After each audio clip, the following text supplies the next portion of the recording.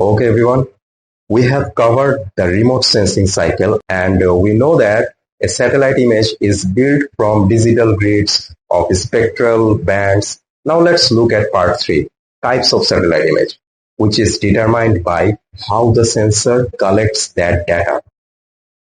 We can categorize almost all satellite systems into two groups. One is passive and another one is active. Let's start with the left column, column 1, passive sensors. These are the systems that most people imagine. Passive sensors are opportunistic. They require a natural external energy source to illuminate the target.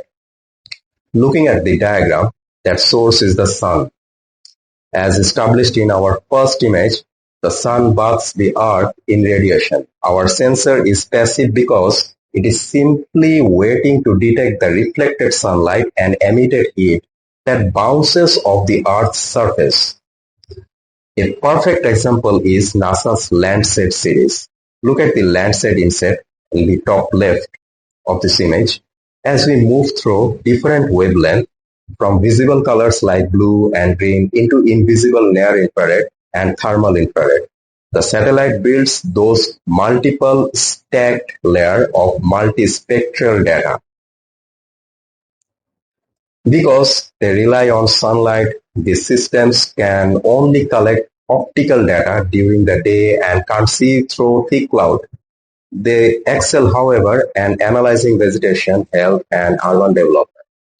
Now let's cross the dividing line to the right, column 2, active sensors. These systems are entirely different. An active sensor is not passive receiver. It is an active transmitter. It must provide its own energy source. Look at the diagram on the right.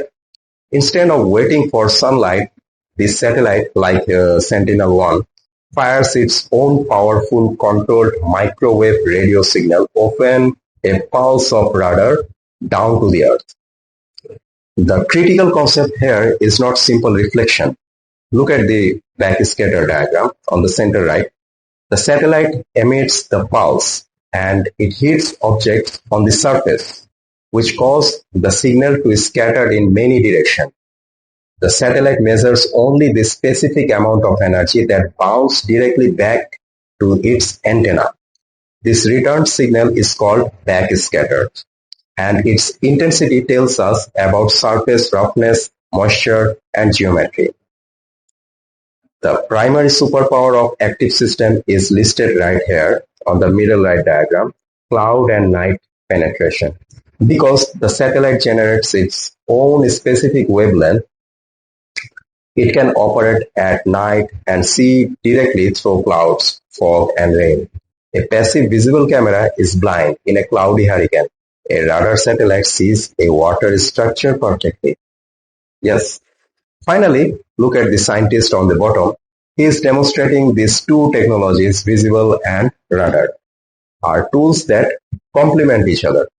He has a screen A showing a visible light composition and a screen B showing a radar intensity map of the same area. A GIS analyst does not just choose one type. They choose the correct sensor or more often fuse the data from both to build a complete all-weather monitoring system.